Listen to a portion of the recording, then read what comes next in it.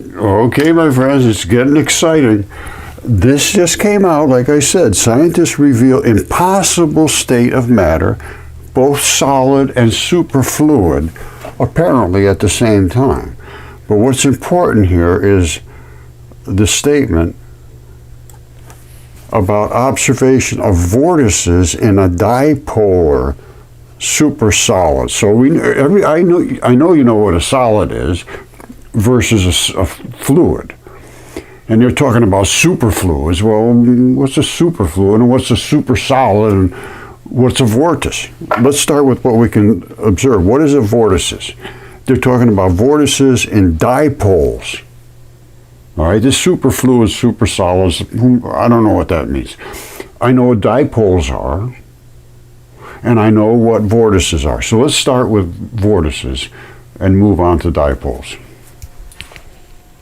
All right, let's just make this easy on ourselves. That is a vortice. All of these are vortices. And dipole means you got a black and a white. That's what a dipole is. All right, now I'm going to brag again, but it's true, so it ain't bragging if it's true. I literally wrote the paper on dipoles. This is back in 1970. I said there's two types of intermolecular forces in our dipole-dipole interactions. There's polar and nonpolar interactions. And then I go into induced dipoles and all this business about it, magnetic properties, diamagnetism. And then this was my most important statement right here, is the transfer of energy is from light into atomic vapor. That's light right there. That's light. That's photon. And this is atomic vapor. This is the vapor that's created when they collide in these super colliders. That's the vapor. And this is light. And the transfer of energy, which is energy, is from light and atomic vapor, basically. And I literally wrote the paper on this and was dismissed and destroyed by all the academics. But I didn't have the understanding that I have now, because I now know that we can separate the black from the white. This is what I could never understand about these dipoles, because a dipole normally is a bar magnet. And if you have a bar magnet, well, here's some here. All right, so here you got a bar magnet, and you got a positive and a negative. These push each other apart. They're repulsive. So in other words, these are two of the same. If I put this other side down here, it attracts. All right, so bar magnets side to side like that is a photon. All right, a single one of these is what they call a gluon, which is a bar magnet, basically. Now, normally if you break a bar magnet in half, so let's say this is the bar magnet, which, let me open this up a little bit. All right, let's say this. That right there is the bar magnet, which one side is positive, one side is negative. All right, now, if you broke that in half of a normal bar magnet, like the ones I'm showing you here, you would end up with two bar magnets. So this one would go that way and this one would go this way, but it would have a black and white here and a black and white there. Now, here's the key. I never realized this. Once you get down into the subatomic range, once you get below an atom, and when I say below an atom, these are way below. All right? Each one of these dipoles is a particle. And it's literally heat. One of these is heat. Just the white is electricity, has no mass, nothing except just gigantic amounts of energy. And its whole mission in life is to get back to that black. The black has no energy to speak of until it moves. And when it moves, everything's got to get out of the way because it's pushing a white, because they're always attached. They're always. The only time you break them apart is what we did, or what they do at Fermilab and CERN, is they smash the hell out of them. We did the same thing because they crush their fields against each other. When they crush fields, they blow off particles and they separate them. We did the same thing, only we did it through a Venturi, accelerating the light, exploding the light at the Venturi, and ending up with fission right here. The black is separated, which is the muons, and the white goes into shower. Exactly what they say. This is not what I did. This This is about Cherenkov radiation in the nuclear reactors. And the muon is the black particle right here. The electron shower is the shower. Now, before they broke apart, they were attached together, just like this. Now, we use light. What they did at CERN and Fermilab, they used huge things. Here's what they did. They took huge particles like this. And they had two of these, or well, they got billions of them actually trying to hit each other head on. But they just go like this, zoom, zoom, because of the fields. The fields sort of push you. It's like two basketballs hitting. Anyway, the fields, the big balloons out there on the outside, the particle is way down inside. But the field is way outside. So when these things come at each other, they just bounce away. Now, what we did was we forced them to come together into a Venturi. They can't get away from each other. They have to hit each other. And the same thing, the fields collide and then they split. Now, if it's tuned correctly, you will only get the white coming through. You can tune it so the black comes through with it. And that we did as well. Rod Warren did this. I want to make sure he gets credit for it. He doesn't seem to want to be involved anymore. I understand that. It's been over 10 years. So at some point, what are you going to do? Now, here's where some black came through with the white. Let me turn this around. You see this? This one's coming through the Venturi. The light's coming this way. This is coming out of the Venturi. You see the black and then the white in front of it? You see how compressed these waves are? And you see how wide open these are out here and how they filter out to almost nothing? Or I mean, just get really separated out. This is what's called a Whistler wave, and it precedes atomic bombs. When you set off an atomic bomb, and you're way out here, instantly when you see the white, you hear, it's just like, all those go by you, and those are nothing but electric bumps. That is truly a wave of magnetic impulse. There's no particle there whatsoever. It's just a magnetic bump against other particles that are in front of it. Nothing but a bump of magnetism, which precedes the actual white particles. They have to be particles. I can't find any other way to think of this. They have to be particles in here somehow. But they have a huge field around them.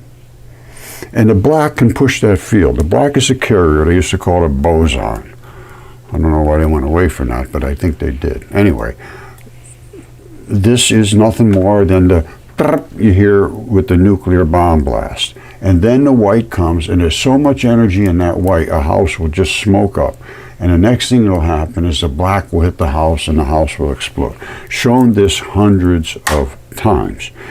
Now, and so what they're doing is they're just hitting a few particles, but they're getting so much debris, they have no idea what they're seeing. Now, we're in a different story than that. See, here's what they're doing. Here's right here. They're going, bam, and they don't realize this is not a big particle like that. It's particles like this, and when they hit them, they just go flying everywhere. And they get what they call a particle zoo, and I agree with that, because an X particle could be that. It could be this. It could be that. It could be this. And then they have all the other ones that I'm showing, which is the photons, and then the bits and pieces of the photons, the different colors. That's all. They see the photons in energetic photons, and we do too. The green and the blue are quite energetic.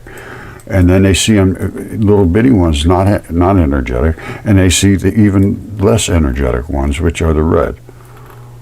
Now, they show them all the same color, but they're not. They're green, blue, and red.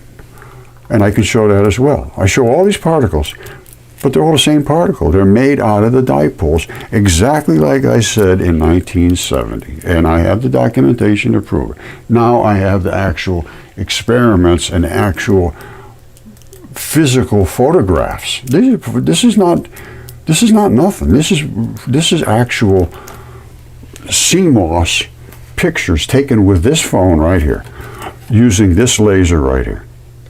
These here. Well, not actually, not with the ones I have in my hand, but the exact same thing. Rod Warren and I were doing these experiments together. Rod discovered this, and I tried doing it, and it just takes forever to do what he was doing, and he had already mastered it, so I let him just do what he did. But it went on for years. I tried to get anybody to look, and nobody would look. So Rod sort of walked away from this, and I really can't make this happen as like he did. I would hope we could get him back on board if somebody paid attention, but I don't know. I haven't heard from Rod in quite some time. But anyway, he's the one that he gets credit for this.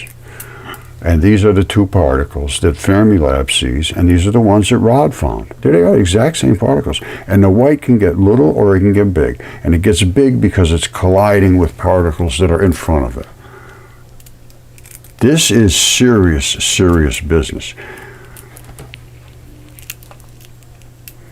Well, okay, my friends, before we even get started, breaking physics, scientists reveal impossible state of matter that's both solid and superfluid. Before we even start, I'm going to tell you what matter is, and it consists of only two particles, a black one and a white one. Okay, when I say a black one and a white one, there they are right there. These are the smallest particles, basically, they can find that are attached together. They say they're matter and antimatter. Well, this would really be the matter. The black one has all the mass. That has all the energy and no mass. They're called Dirac neutrinos. But all they are is dipoles. All right, so there's a positive and a negative. They've always considered the white part the negative, the glowy part. Well, let me tell you something. Light and electrons are made of these two particles. That's all there is. Electrons are just one of these, a white and a black. That's it. Photons, which is light, is two of those, back to back, just like two-bar magnets. Let me show you. All right, this is light. These are photons, and they're back-to-back tiny little bar magnets. Each one of these would be considered an electron, even though it has a black side and a glowy side. It's an electron. Well, what does an electron do? Is it electricity? No, it's not. You say, well, what's electricity? Electricity is the white all by itself. Has no weight whatsoever. If you put that white into a battery, it would get really energetic, but it wouldn't change any weight. It wouldn't use any weight at all. It would discharge and it would still say same weight, no change whatsoever. This has no weight whatsoever, but a ton of energy. This has all the weight, and it has no potential energy. Just sitting, well, it doesn't have any energy until it's in movement, and then it has dark energy. It's dark matter right now. Dark matter means it doesn't do anything. There's no glow to it. There's no energy. This is energy. This is energy matter. This is dark matter. This is light matter. I'm going with the black and white from now on. All right. So this is the black particle. That's the white particle. Muon, electron, neutrino, whatever you want. Now, when I say white, it's not really white.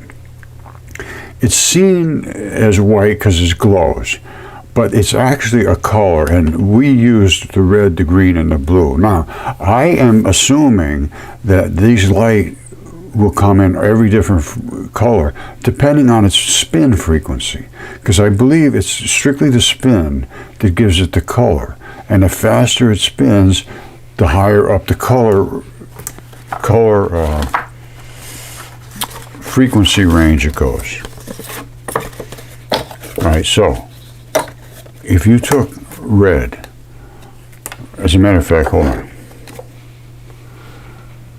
Here's my light. All right, you see this? Light spins, and that I can prove as well. Light spins like this. All right, you see it way down here in the red?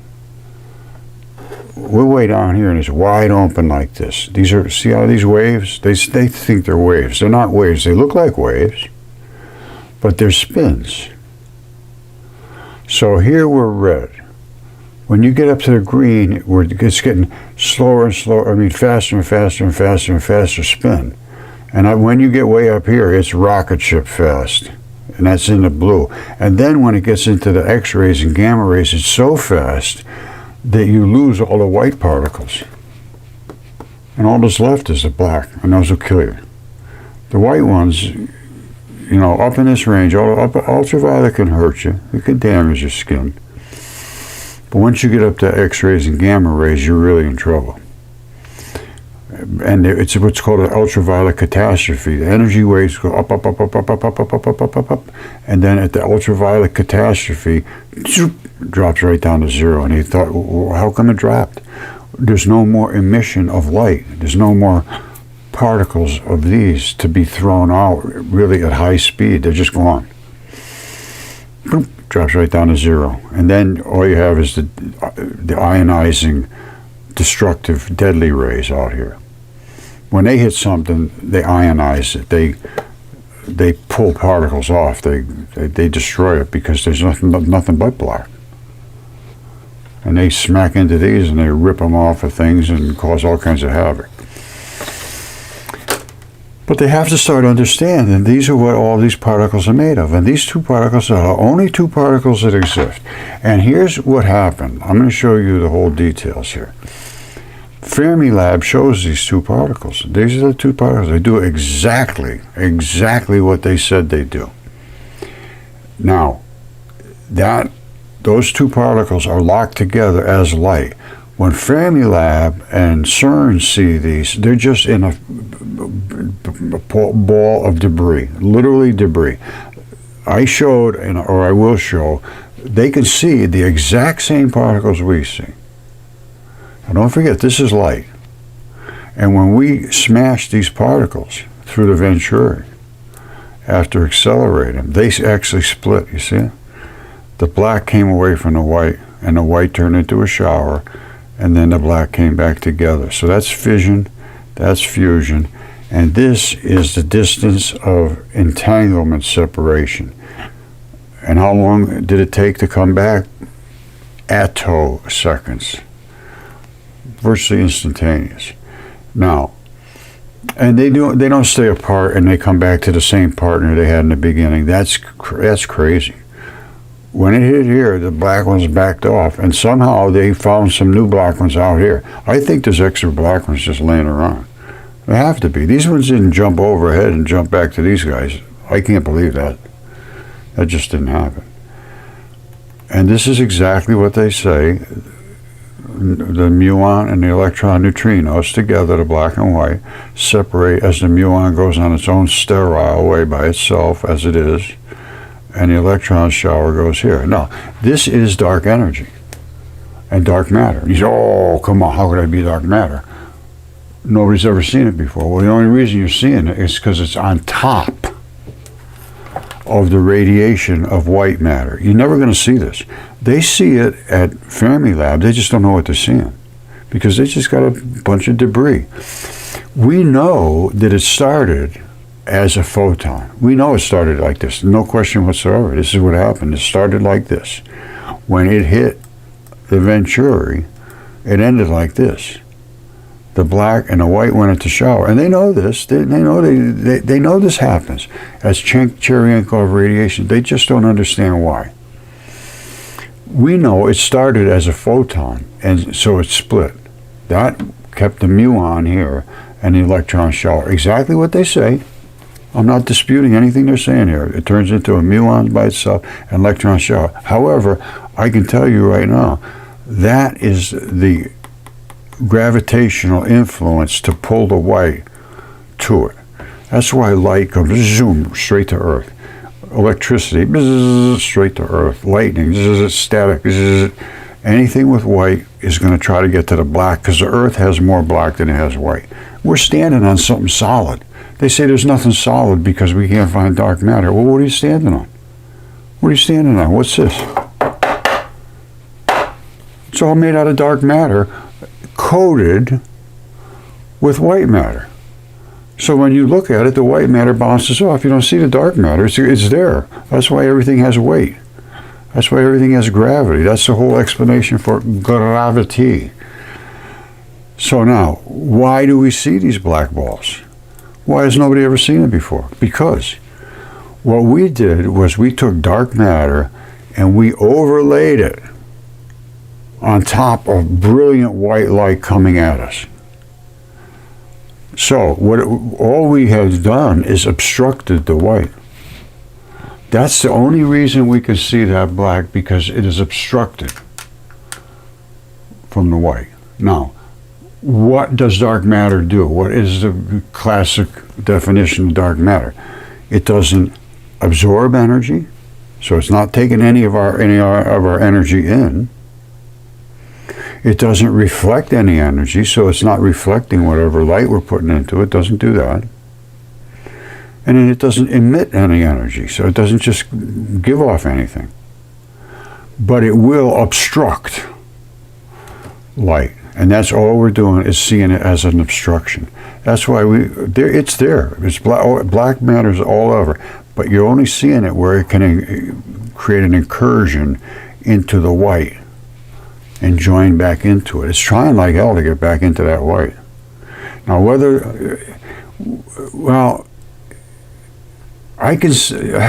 it's hard to say whether the black pulls the white or the white pulls the black. But let's put it this way. When you have a motor, you got electricity over here, you got a motor over here, and then you got a ground over here. This electricity wants to get to that ground. It's going to go through that motor. So it's got to be pulled to ground. So the black is the ground, and the white has to be pulled to the black. So the black is pulling. Because the black is not, the white is not sucking the black towards it. The black is pulling the white towards it. So black is dark matter, and it is gravity, and it is dark. It's black. And it can push around white matter too, because we have that's in the experiments shown too. Here's white pushing black. Hold on. Right there. I'm sorry, it's the black pushing the white. All right, they're two separate particles, two separate little bits. The black can push the white. Now, they found these two separate bits in Fermilab. Right there, that's exactly what they found, exactly. And they said that the black particle has a glowy edge around it, and the white particle is just a mathematical abstraction, has no weight. Exactly what we found, identical. The glowy edge, and it stays, it's a fixed particle, it never changes. And the white one glows and it gets bigger and smaller, and that's why it can fit through that venturi. The black can't get through. All right, and all we want to put in our cars and in our batteries and in our heating systems is that. That is the particle. If we can get that into a battery, which right now they're doing it, just by putting a solar panel here, basically. All we did was, instead of taking the entire light coming in, we said, no, you black guys stay out of here, just let the white ones come through and go down into a battery, because those are the ones that push the motor, all right, in order to get back to the black, which is the ground. And this is my little device that I had figured out, if it would work, which I don't know if it'll work or not. But here's your laser. It's accelerating the light because there's a venturi here. At the other side of the venturi, we would want to put something to harvest that light right here. So it would look basically like this in a schematic type of a drawing. Laser light, boom, boom, boom, boom, boom, pulsed. The beauty of this is you can decide what kind of laser you want, and you can decide the frequency of the pulsations. And you can make multiple lasers here, you can do all kinds of different things. The design of the venturi can be hundreds of different ways. But what you need to do is crush these fields together to get to a point where only you can get the white through. And then you put the harvester right here. So here's your harvester. And that white wants to get back to the other side, the ground. It wants to get back to a ground source somewhere. And in my mind, you got something here regulates it a little bit. No big deal. Very simple stuff. It's off the shelf hardware right now. You put it through a photodiode. So once it gets through that diode, it can't get back. It's a gate. They call it a gate. It gets through and it can't get back. And then once it's in this battery, do anything you want with it. And you could have something this small to walk around with. I'm telling you something right now. If this would work, and you could rip this white apart without adding no extra energy whatsoever. We added none, zero, nada. All it was the light from the laser, and then separated because of the restriction. Nothing added whatsoever, no added energy. And it's portable, and it's light only, so we don't have chunks of particles from nuclear things like this big. That'll hurt you very badly. This is what we have. This won't hurt you. You hit them getting hit all day long with them. If you put your eyeball right there, yeah, it'd probably burn your eyeball out. But if you put your eyeball way over here somewhere, it's just going to be like a light hitting you. You know, you got to be far enough away from it, obviously. But it's not going to be, when they break apart, they're going to break like this. That is dangerous. That'll kill you. Our stuff is, it's as good as it gets if it was going to work. If it works. Why do I say it's as good as it gets? First of all, it should be virtually free. This to make one of these is very, very cheap. The components should be very, very cheap. It's portable, so you don't have to plug it to any grid system. You should be able to select any voltage, any amperage, any frequency, whatever you want. And AC, DC, USB, whatever. Anything that you desire should be able to come out of there as electricity. And you could have it watertight. You could bring it in where you had to fight fires, and bring it in where you had to pump water and whatever. Because we're going to have a lot of things that are going to require mobility. And right now, you got a grid system that's vulnerable. Number one. Number two is expensive as hell. It's not doing a great job. And it's using fossil fuels and destroying the atmosphere and all that. This would use nothing, basically. Once it started, it should be power itself. You know, you're going to have to use some batteries and load this and that, but not much on the batteries. You know, the batteries in a car right now, you got, I don't know, it could be over 1,000 pounds. I'm not sure how big it is, but the batteries are very, very, very heavy. And they are making some of these cars dangerous because when they hit somebody, they're so heavy that they really hit hard. Now, if you could reduce a lot of that heavy battery use by having some of these in the car that would run it and just send electricity through, is that possible? I don't know. But if it worked, it'd be pretty damn nice.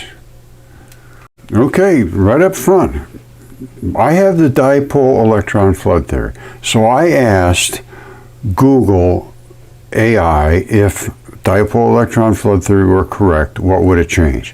It says if Roger Spur's dipole electron flood theory were correct, it would fundamentally change our understanding of the electron. Yes, potentially leading to significant revisions in areas like electromagnetism, quantum mechanics, particle physics, as it proposes a new model, yes, the dipole electron flood, of the electron as a dipole with a flood of negative particles surrounding the core, correct, rather than a point-like particle. It could explain phenomena currently not well understood within the standard model, and it does, as you will see. Okay, my friends, before we even get started, this is my claim. The anatomy of the proton is not what they think it is now. It's got some changes. And the only two particles that do exist are the white one and the black one. And they glue together in certain ways, which this I would call an electron, but it's a dipole. Now, if my theory is correct, everything changes in physics, and I mean everything. And it is correct, as I will show you.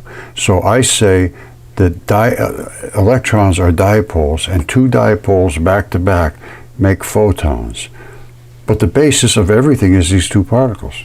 That's the basis of every matter that's made. Your eyeballs are made out of these. Water's made out of those. Light is made out of these, because that's what light is. All right, hopefully you understand that light is much smaller than atoms, than matter.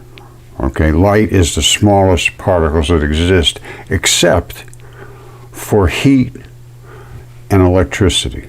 Those are the two that are smaller than light. Well, what is light? That's light right there. That's a photon of light. That's coming from a red pulsed laser. This is what it looks like in black and white. Now, when seen this way in its colorized version, and it came from this exact Bosch laser, pulsed red laser going that direction. Boom, boom, boom, boom. And Rod Warren took those pictures using the Samsung Galaxy S3, just like this, and this, through a Venturi. That's what created these patterns. And I'm going to show you exactly what these patterns represent.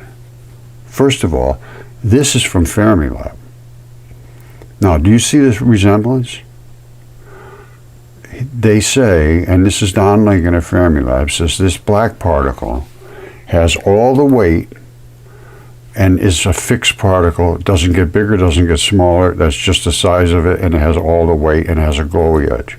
Well, guess what? That's what we have here, and that's what we have here. You see it? This and this are identical. They have no extra. Both of them are exactly the same size, and they glow because of the glow from these particles. They don't glow on their own. They have a glow around them because they're fixed to these particles, which glow. All right, so the glow will be red because this is a red laser. If this was a green laser, it will be green. And again, I will show you this. Now, that particle is a particle of light shot from this laser.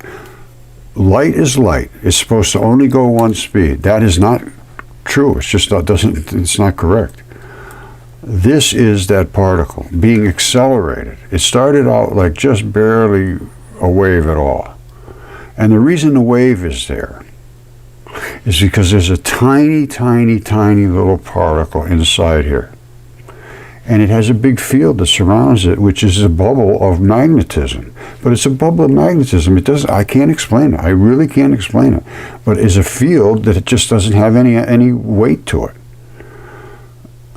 It doesn't have any weight, but it wants desperately to be attracted to some black.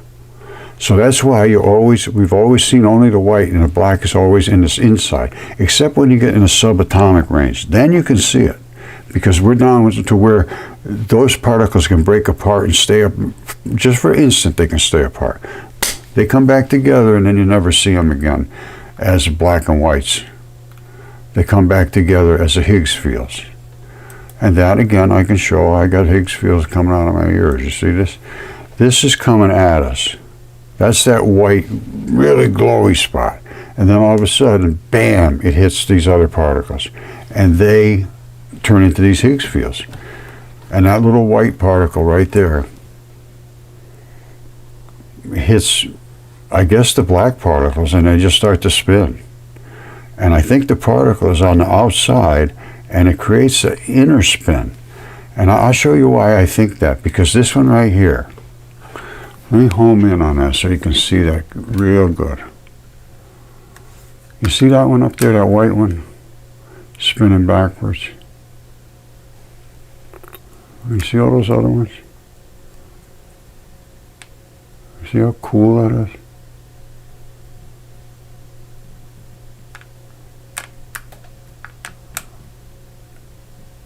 Now, why is that white one so white and all the other ones are these disc-looking ones?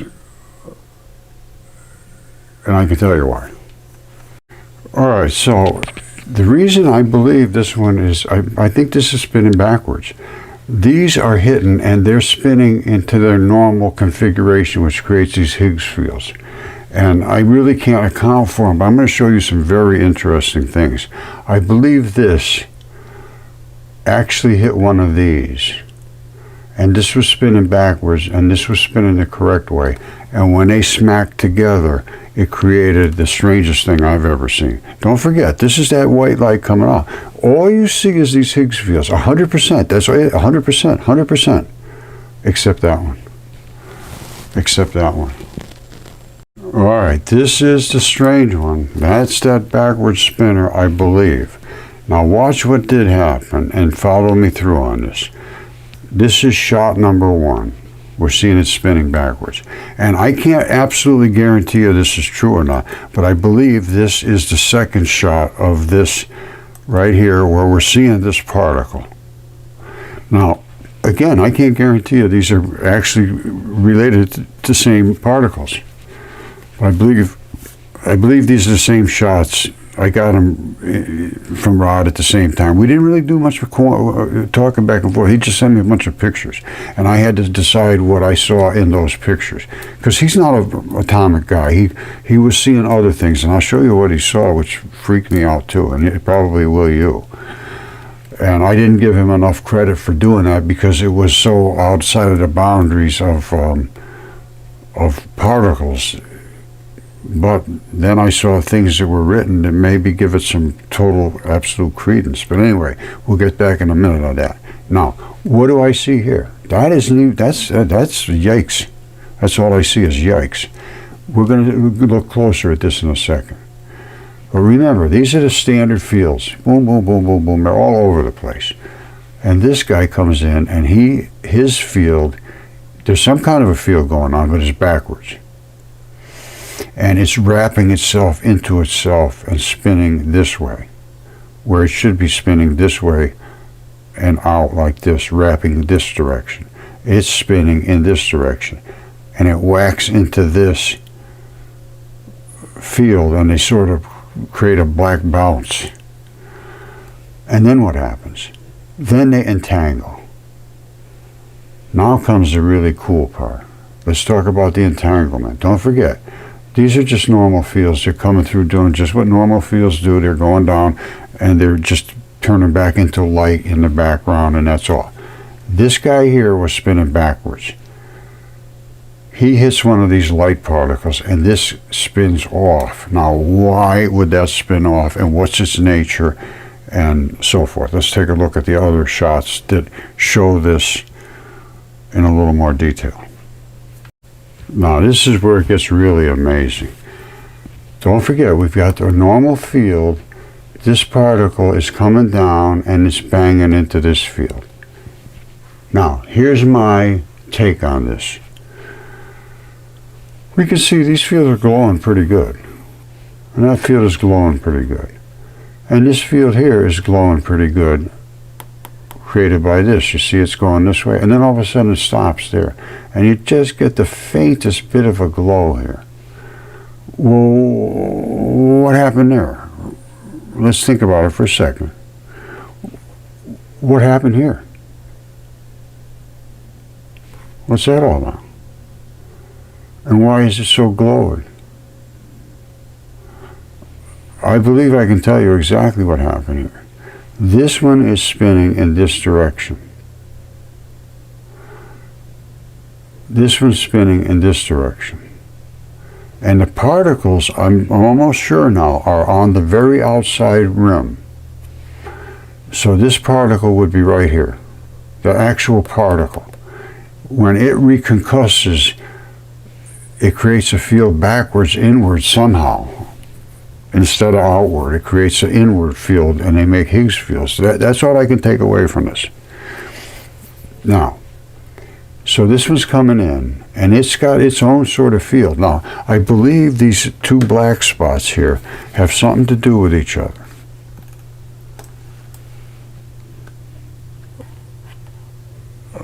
You know, like they're a backwards dipole interaction of some sort. I have never seen a black spot appear in one of these before. Let me just put it that way. So what happens? This is coming this way, and its particle is on the outside of its ring, and it's going this way. The other one's going that way. This has apparently more energy, because it appears to me that these two are meeting together, and this one is stripping off the particle, which would be the actual particle, and it's just ripping it off here and spinning it off of this, and then the field collapses. Here the field's basically gone. You can just barely see a faint, you see it? But basically at this point the particle is gone, but we still got an interaction from the spin of below into whatever the field is there. I don't know. There's a lot to think about there, but boy, I'll tell you, that thing blew my mind. That took me a long time to figure out what must have been happening there. But this and this are, somehow this is an interaction between a black and a white, a black hole inside of one of these rings. I mean, it's just hard to put it into words exactly what is happening there. But I can tell you right now, that particle, this one's going this way, and this one's coming this way, and this one ripped the particle off. That's the only explanation I can come up with. Let me just read it through to you. Electron structure, it would change. Electrons would be seen as small, complex dipoles with a flood of negative particles constantly moving around a central positive charge. Well, yes and no. The atom itself would have that, but not the actual electron. The electron is going to be just a dark side and a white side. That's all. That's what an electron is. That's the structure. They're not going to be moving constantly around a central positive charge. At an atomic level, yes. Just to make sure you understand this, because this is not exactly correct. What they're talking about, is I'm not sure what they're talking about, but on my particles, you got a black one and you got a white one. And here they are. That's it. They're not buzzing around each other and doing all that. They might be. If they're moving, they're spinning and doing all that, yes. But when they're just sitting around as extra electrons, they're heat. All right. When heat moves, it moves from one thing to the next through the gases. So in other words, you got this here, it's 100 degrees. The room is 70 degrees. Well, what happens? Why is this 100 and the room 70? This has too much electrons in it.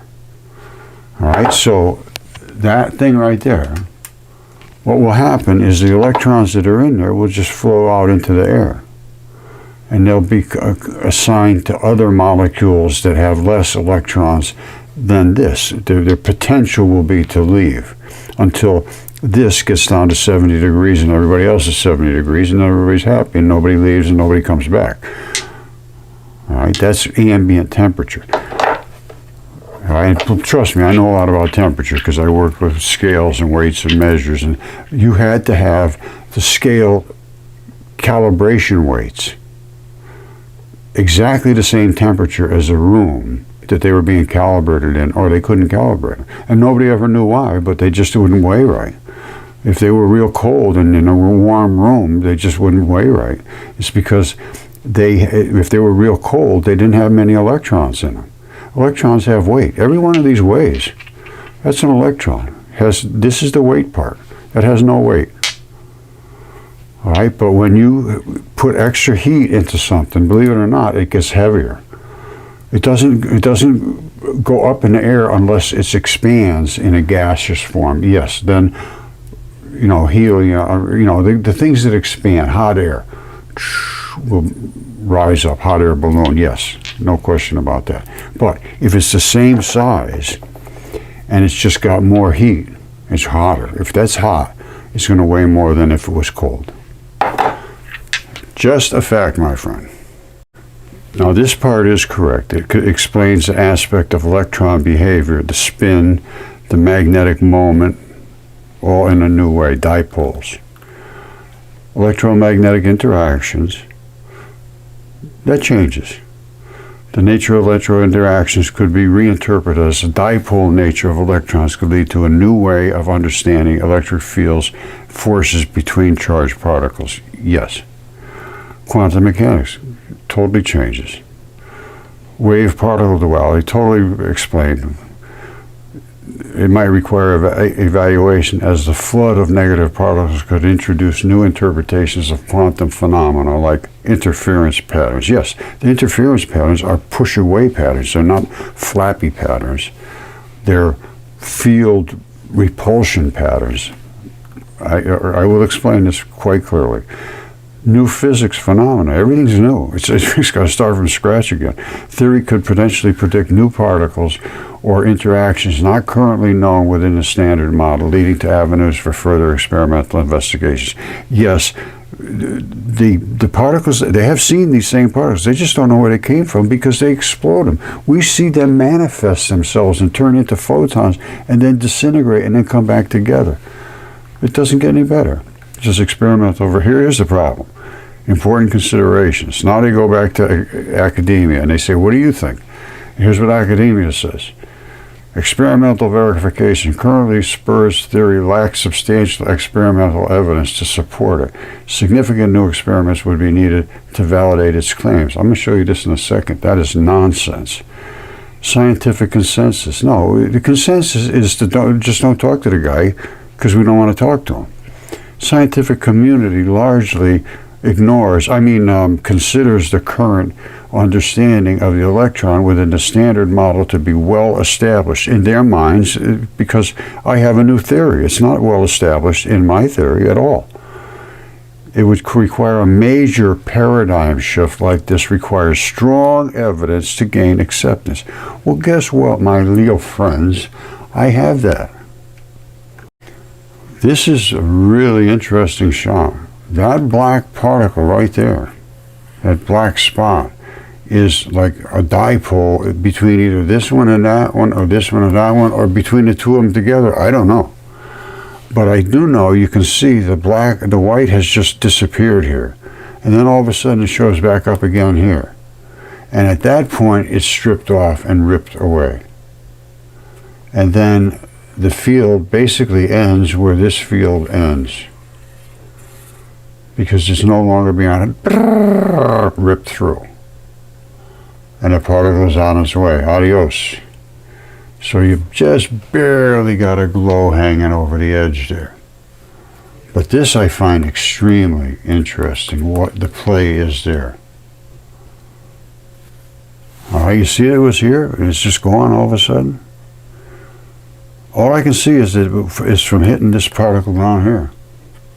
You see it? It's just completely gone.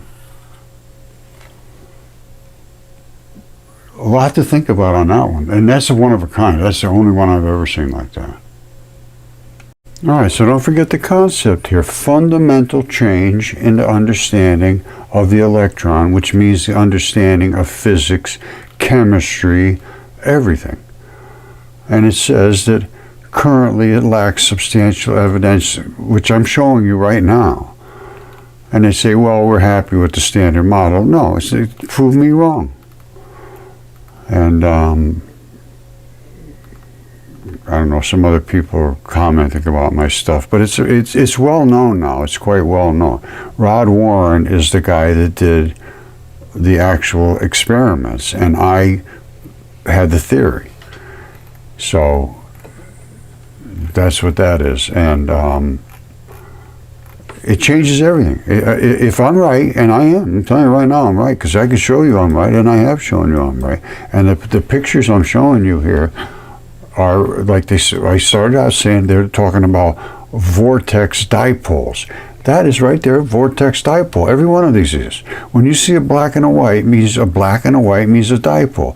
And what is a dipole? It's right here. It's a dipole. It's a Dirac neutrino. There's a black and a white. That's what a dipole is. It's like a positive and a negative. That's the whole idea behind a dipole. And that's what I say dipole electron flood theory is, and I can show it is.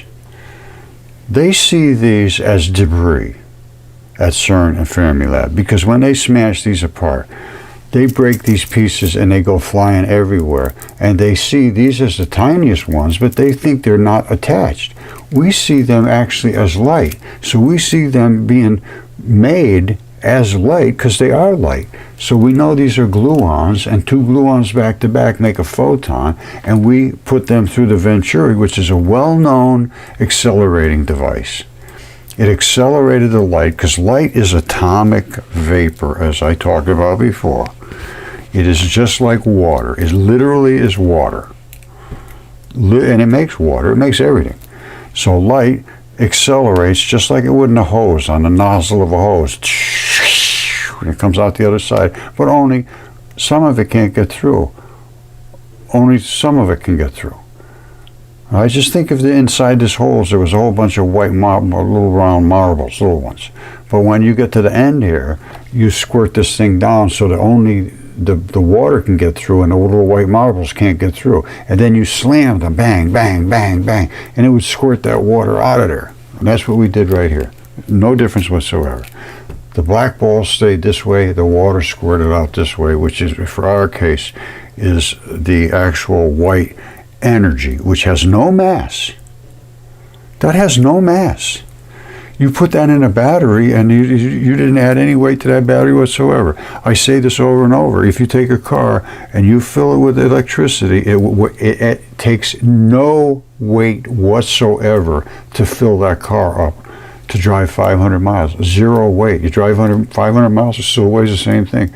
You charge it back up, still weighs the same thing. Driving another 500 miles never changes the weight. In a car, to drive 10 gallons of gas is 60 pounds, 60 pounds. Why didn't that battery get heavier? Because that has no weight. And that's exactly what they say at CERN and Fermilab. And there's the particles they found. This is a fixed particle and a point particle. Point particle is an abstract, has no weight. It's just like it's not there. And I agree, because that's what you have to rip away to get electricity, and that's exactly what we did. This, my friends, in my mind, is raw electricity. That is the thing that does the work. That does the work. So if you can get it and push it down into your battery, and I think you can, because that's what a solar harvester does. That's what a solar panel does. It's just like light coming through here, but you got the black and the white, and it's not real strong. But here, we just got the white. If we can just get the white, I think that's deadly. I think that would do the job. And I think we could harvest around, carry it around in a little lunchbox. This is a Geiger counter, but something like that. Have all kinds of different outlets. And this is a subatomic nuclear explosion. And I'm serious. You have some physicists tell me I'm wrong.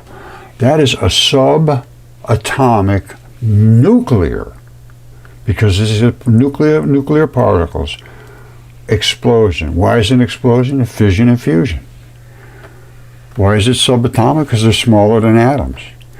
They use atomic particles, big ones, huge ones, gigantic ones, and when they hit you with things like this. Our nuclear explosion is light. It's light. So our explosion is nothing but particles. All right, there's our explosion right there. Fission, fusion. That's a nuclear explosion. That's all it is. That's all it is. Only it's a subatomic nuclear explosion. So, that's the first time you've ever seen that, I'm sure, unless you've been watching me, and I've been claiming that for a long time. Now, I'm hoping that the Trump administration will want to look into this. I had nobody, zero. Nobody would even talk to me about this from anybody, anywhere.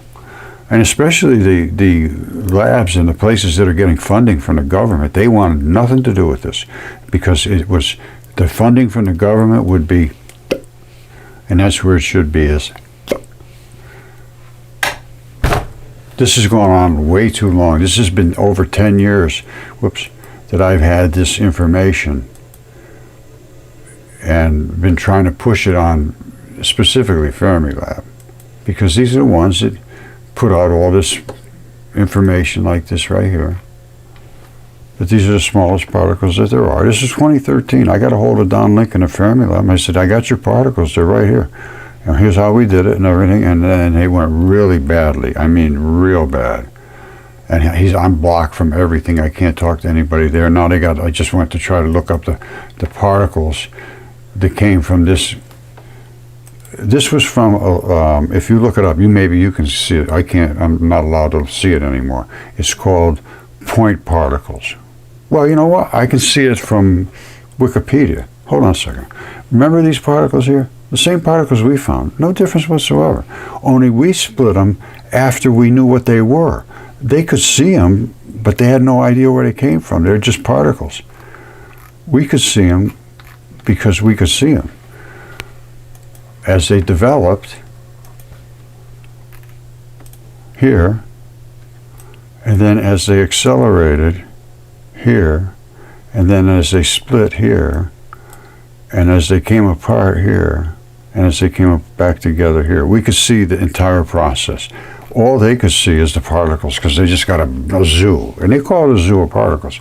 And they have seen exactly the same particles we see, but they just don't know what they're seeing. They don't know what they're looking at. All right, so don't forget, once again, it changes everything there is in physics. Currently, it lacks substantial currently Roger Spur's theory lacks substantial experimental evidence to support it. I just showed you way more than anybody else can show. And significant new experiments would be needed to validate his claims. Somebody do them. There's no amount of evidence you can present to an academic that they'll even take a look at. Scientific consensus, they don't care. It says largely considers the current understanding fine, we're really happy with it, so Roger, go away. Well, there is a major paradigm shift because all there is dipole electrons. And just like our friends at AI say, if Roger is right, everything changes, and it does. Now here's the thing, Oscar Rosales has done this magnificent little site for me, for reality basically. It's called Dipole Electron Flood Theory. Oscar is fabulous at doing this kind of stuff. Now, my original theory was this, and then I thought, well, we might have another change there. Okay, so don't forget experimental verification. I just show you the experiments, and as far as I'm concerned, they're pretty solid. Now, the scientific consensus. It says the scientific community largely considers the current understanding of the electron in a standard model to be perfect and well established. The major paradigm shift like this requires strong evidence to gain acceptance. So, what is the standard model's electron? What is it supposed to look like? You saw mine, dipole.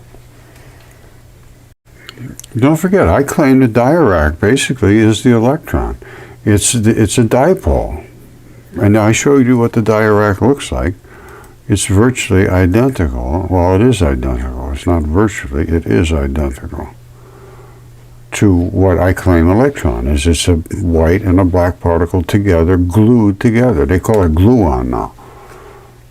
All right, here's where I differ from the standard model. Is they say according to the standard model, an electron has no internal structure. It's just a point-like particle. It's considered a fundamental particle, no smaller components. I disagree. I say it's a dipole, which means a positive and a negative, and we can split them. Therefore, has no defined shape in a classical sense. It is simply a point-like particle with a negative charge, and it orbits the nucleus of an atom. Now, not only that, listen to this. Let's say these were all electrons. This is a tiny little electron. Let's take a hydrogen atom, which supposedly has one proton, which is supposed to be one positive charge, and has one negative electron. So they equal each other. But look at the size difference. 2,000 times almost difference than the electron. Why would they have the same charge? That's obviously not right. Secondly, it's forever I've been saying this, it's impossible. This is negative, this is positive. Slam. They would be attached together. They're not. They're not. They're supposedly totally different. This is all positive and this is just a tiny couple of little negatives. It's not that way. So what is different with my model from the atomic model? My model says that this is made up of the same number as the electrons, and the electrons force this number of positive particles, basically call them, into the center as dark matter, and then they surround it with these kind of particles. So inside of this is going to be a black core, and you never see it because anytime you shine light on that, no matter where you shine the light, it's surrounded with electrons, so you never get to see the core. And there's just as many electrons out here as there is dark particles in the core. And the higher you get up in particles, the bigger the atom is. And you can have all kinds of different atoms that have all kinds of different half-life states, because they may just have a few of these missing, or they have a few too many and they're just unstable, and they want to give some up or take some on. And that's also what creates molecules. And enzymes normally do the breakdown of the nucleophilic nucleosynthesis, is called, where they actually break down the atoms into smaller atoms almost instantaneously, or bigger atoms. They can decay upwards and they can decay downwards. And it happens within like a bazillionth of a second because it's done by enzymes.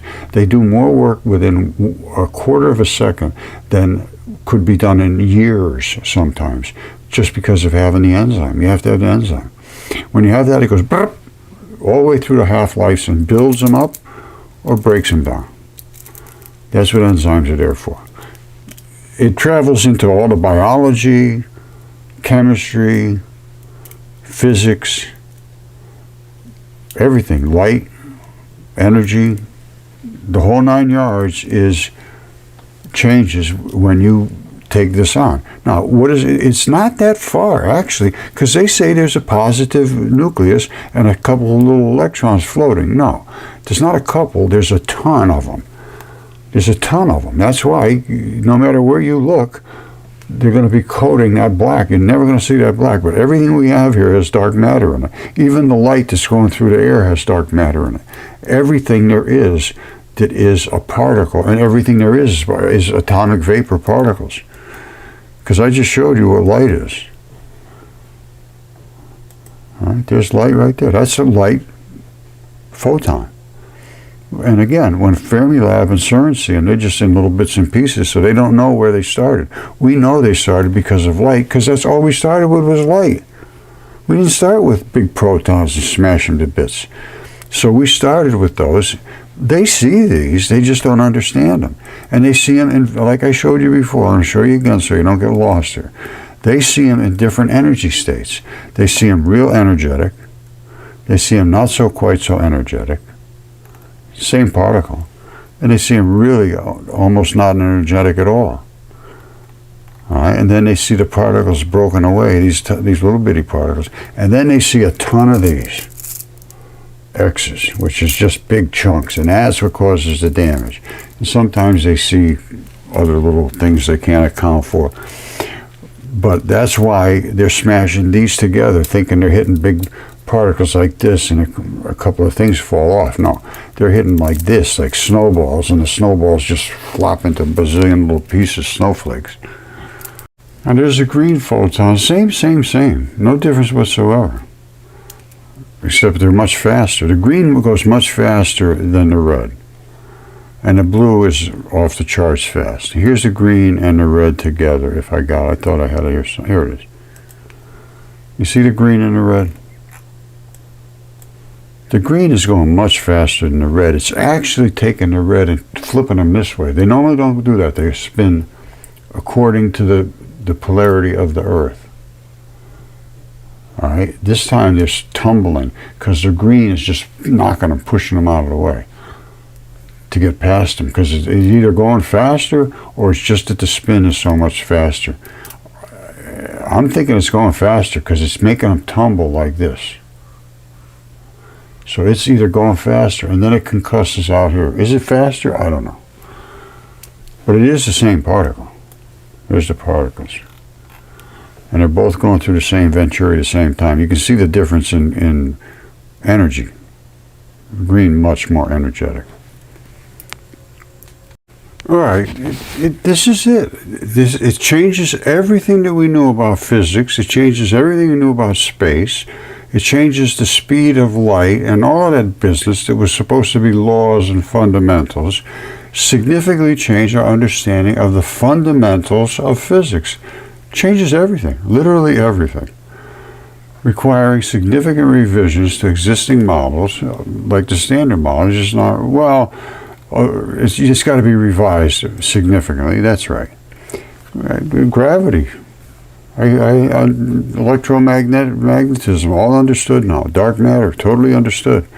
New physics, if the theory is valid, necessitate entirely new experiments, validate dipole nature electrons, gravity, and so forth. Now then they come down to the lack of scientific consensus, challenges to verification. I showed it all. And that's always what it comes down to. Well, peer review doesn't like it. Well, they don't like anything that challenges their domination of their fields. And that's what's happened. So I hope Trump will step up and, he talks about truth. Let's get some truth going. Let's investigate it. If it's wrong, it's wrong. You don't know the truth until you talk about it. I have enough evidence that I should be able to discuss this with virtually anybody. Who's going to deny this? This is exactly the same particles that they're finding 10 years ago. You know how many billions of dollars they wasted? These are the particles they're looking for. And we know how to separate them, which we did right there. That's fission, that's fusion. That's the holy grail of physics. And dipole electron flood theory is the true valid theory that works across the board. So far I haven't had anything I couldn't explain. And everything they can explain. They can't even explain how things fall to the ground. They don't know what gravity is. Where's dark matter? They can't even explain 85% or more of the universe is supposed to be there, but they can't find it.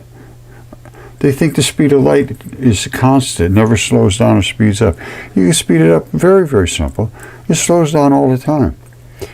So these Hubble and Webb telescopes and all that, they say that we can see 10 billion light years away. No, because there is no light year. Light slows down depending upon the medium it's coming through. So the light coming from there might be going 100 miles an hour, coming over here is 20 miles an hour. That type of thing. Obviously it's not. It's going much faster than that, but you get my point. There's two different, coming from wherever it's coming from, we have no idea what it went through. And they're talking about, we did this, we figured this, no, they didn't figure out anything. And they won't take anything into account about the Mudfossils, which changes literally everything in our history and geology, space, Mars, even the Bennu, the asteroid that they brought the particles back from. I'll tell you right now, that's a heart. That is literally a heart that's in space. And they have back right now, they have the phosphate layers, which are the two membrane layers. In between are the sarcomeres. And it's right here on Earth. It came back from Bennu. There shouldn't be any big discussion about this other than let's look at it. Yep, it's a heart. What does that mean to our existence? What does that mean to our reality, to our eternity, to our history, all of that stuff? If you want truth, you're going to have to live with the truth, and the truth is pretty damn hard to live with. It's very, very, very, amazing, basically. And, the funny thing is, in these Gnostic texts that they uncovered in 1945, the Nag Hammadi, Jesus says all this stuff. He says the world is a corpse, and he who discovers the world discovers a body. He who discovers the world discovers a corpse. And when you search and find the truth, you will be disturbed and you will marvel. And then it says something about reigning over all or something like that, but it's pretty amazing stuff. And academics hate it, because it points to some crazy stuff. And even like this, I'm going to show you something. I haven't shown this. Very rare that I show this. Rod found this in his light experiments. He was finding things that I can't explain, but I was afraid to put them out there because they're just, I mean, there's no material evidence to support they could just look like this, and that's all I can say. They could, but this, whenever you see light glowing like that, it indicates there's more energy hitting something. Like that's almost like projected out this way and hitting. I mean, it's a stunning looking thing. I mean, if you look at it, it looks like this guy's coughing nasty stuff out of something that looks like Jesus. I'm telling you, he sent me dozens and dozens of them that had literally like face-looking things in them. Look at this. This is the kind of work he was doing. Look at that. Look at that. How do you explain these things? Look at this. This is the same phone. You see right here. This is light just starting to accelerate, or we're actually just starting to move forward. The amount of time he spent getting these pictures, I just can't even. There's no way to calculate it. And it's just stunning. I mean, the red, there it is right there. The electron's growing in energy, turning into a photon out here because it's being pushed back at, and it's turning into a photon. Only the one that's in line with the Venturi, because that's the only one that's accelerating forward. These up here are still in their neutrino phases. And again, this is as we started, the vortex dipoles. That's what they started out with. The whole thing that I was talking about is vortex dipoles. Where is it? Somewhere around here.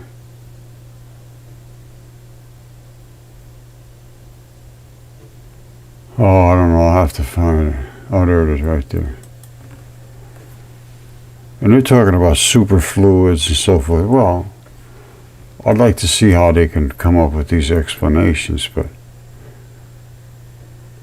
the whole key to this whole thing, as I showed you before, is vortices in a dipole, and they call it supersolids. I don't know where they come up with that, but I can show you vortices of dipoles. And you want to see some vortices? Here's some vortices. Here's one right there. These are all Higgs fields. And all the black is coming to this side. No black coming to this side. You see all these curves? You could call those vortices, but I can show you some real vortices. Here's another green one that was really vorticized. All right, that's coming out. I really can't explain this. I got to be honest with you. Some of these just like yikes. But it came out, and I believe the particle's coming through here. And here it is in its first impact, and it's trailing out, getting less and less energetic as it moves out, and creating more and more and more vortice fields, vortices. And that's pretty vorticized. And you saw the little vortice field coming out there, spinner. These are spinning fields. You could call these vortices. They're spinning fields. I believe that's what I would call a vortice. And they're certainly dipoles, and no question about that. Absolutely for certain they are dipoles, and absolutely for certain that is light, because it came out of a red laser, and absolutely for certain it was split and turned into sterile muons and electron showers. Of these things that I state, there is no doubt. There's Don Lincoln's particles from Fermilab. There's my particles I presented to him over 10 years ago. And here they are going into the sterile muon and electron showers. Precisely what they want to do. I'm blocked from Fermilab, and I'm blocked from everybody. These are all vortices like crazy. You want to see what happens, how light really spins? I'm going to show you how light spins. This, you should be able to understand it from this, but I can show you and make it totally clear. You see this? This is, no question, light is spinning. And it's spinning all over. They're spinning over here, spinning here, spinning here, spinning here, all over the place. but the Venturi comes this way. So we got only this slit this big. Well, how did that light get way over here? Why didn't it just have a line of light like this? Because of this. When that light comes through here, the white particles hate each other. They just push each other apart very quickly. This is a single slit, not a double slit. As it comes through this way, all right, you can see it's a drill bit. It comes through this way and then comes around this way. It comes through over this way and around this way. So we have circles. Well, look at all these perfectly defined patterns. They're not, these are all mixed up together. But when they come through the other side, they create these, what they call interference patterns. But they're not interference, they're repulsion patterns. Stay away from me, you stay away from me, you stay. They're dipole interference patterns. The black ones line up here, the white ones line up here, because the white ones push the other white ones away, let's just put it that way. And the black ones just tag along in the midst. But the white ones push each other away, and that's all we're seeing here is the white ones. You don't see the black ones, they're there, you just don't see them. But the white ones are coming around, and they make this break there at this straight across, and I'm not exactly sure why, to be perfectly honest with you. I can't totally explain that. Why it doesn't just make a big blur over here, behind there. The line is here. This is a slit. Think of this. It's like 2 pins right here. 2 pins. And they're rounded. So when the light comes through, it has to push the fields into that slot. And when it comes out the other side, they come out over here. So here we are with the laser. Boom. It comes out the other side and goes this way and that way because they're being pushed apart. All right, but this is like a double slit experiment. It's a flat plate, very thin flat, like a razor blade flat, and very thin little slits. And then they see this, but all it is it's the same thing. They just don't understand what they're seeing. They haven't figured it out. They haven't paid attention to the business. Well, I have paid attention to the business, and this is spinning light particles. And they push each other away and make these elegant patterns strictly because of repulsion. And look at this one.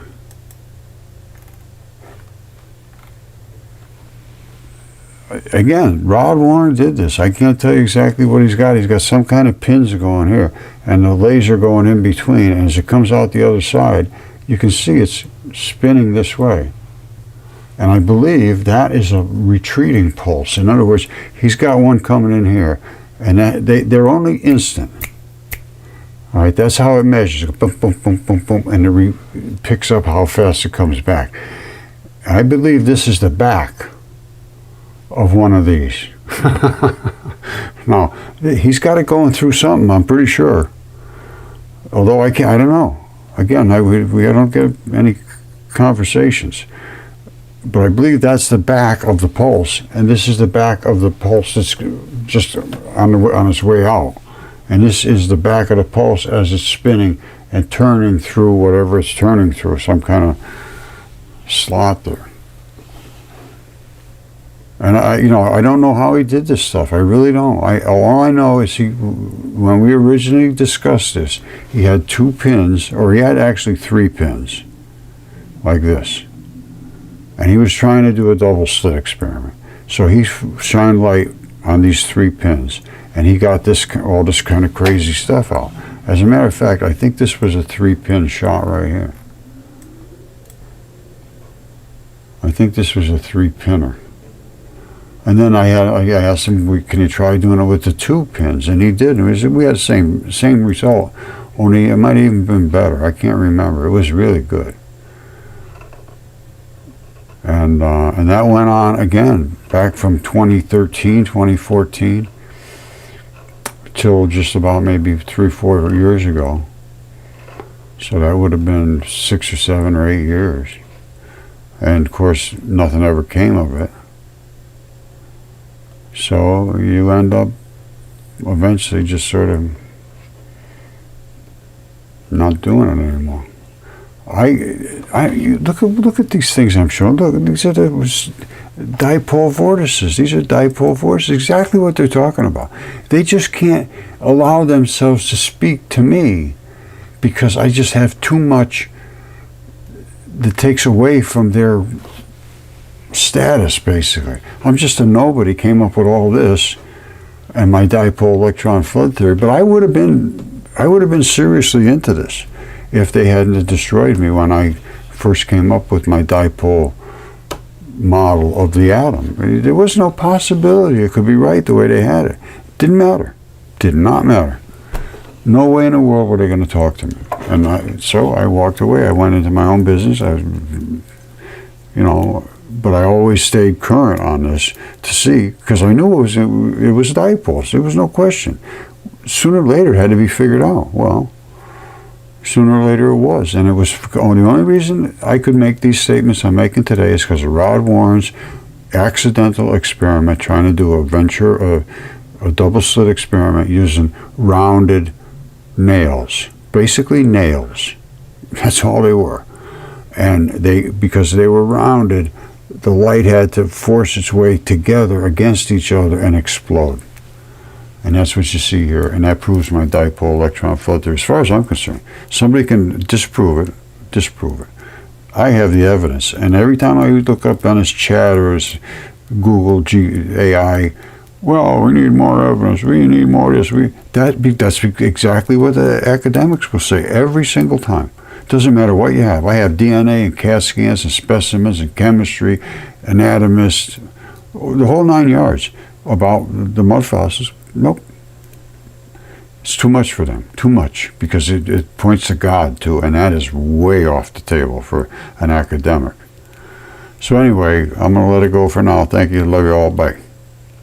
And this is the blue. It's just extremely fast. Slows down. This is all one shot. And this is the particle, but there's two particles here. There's a back-to-back. And you can see them out here. You see how there's two, you can see them, but back here they're just coming too fast. It's slowing down. Light slows down, light speeds up, light separates. An electron is two particles, one of which is the black particle, one of which is the white particle. Which is the same thing they found at CERN and Fermilab. No part difference in the particles, none, zero, identical particles. Only we did it with light, so we're way ahead of the game here, and it didn't cost all that kind of money. And I believe that's the issue, is that there's just not enough money in it for them, if they look at my stuff. However, if we could get free energy, and I think we might be able to, all we want is that white energy.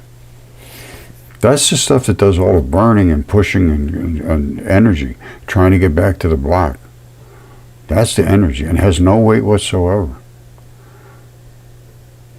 All you got to do, and you can see this is a subatomic nuclear explosion. You see all these particles here? You don't even know they're in the air. You can't see them at all. You never even know those particles are here. Why do they all of a sudden show up here, right at the explosion? Because instead of just being squirting through here, this is exploding out this way. There's huge waves back here from the outward explosion, and because it's outward exploding so bad, it's pushing against these particles that are coming this way, and all of a sudden they're glowing like crazy, like they just hit a wall. It's a really hard wall, because that's what happens when you hit a wall with light, basically. And they see these same particles at CERN, Fermilab. These are Higgs fields, and these are the actual particles. They see them. And to not engage, and I'm blocked everywhere now, from Fermilab, from Don Lincoln, from everybody, basically. And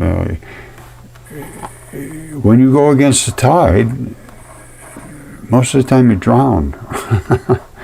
So far, I'm having a hard time staying afloat, but I'm trying.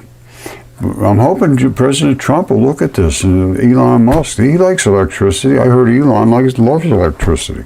Well, let's look at this. Maybe it's wrong, but to spend a few $1,000s to check it out, we're not talking big bucks here. And I'm not talking even it'd take a couple of weeks. We'll know one way or the other. Even a couple of days. You had the right people working on this. But no matter what I do, I always get the same thing from everybody. You don't have enough evidence. How can you present the evidence to overcome these kind of statements? It's always, always, always the same story. Oh, you need more evidence. Anyway, that's academia, and that's our national laboratories, and that's Fermilab is to me absolute worst. And I presented this to them 10 years ago, and more than 10 years ago, and I've been blocked from even commenting there at all. So I think President Trump should take a look at that. I told Don Lincoln because we had it all. In a most contentious way. And I told him that sooner or later they will have a congressional investigation about what he's done there at Fermilab to stop the investigation of what could give us actually portable, clean, free energy. If it works, it works. If it doesn't, it doesn't. They spend billions of dollars. They never did anything. They never accomplished anything. They still have no clue the particles I'm showing. They still refuse to even talk to me about these particles. These particles are much smaller than the particles they're working with, and what they're looking for is the particles right here, and we found them. So I want President Trump, if he would, please, President Trump, intervene with Fermilab and say, you guys aren't doing your job. What's going on? Don Lincoln's the guy to talk to at Fermilab. All right, I'm going to leave it at that, I guess, for today. All right, I love you all. Thanks. Bye.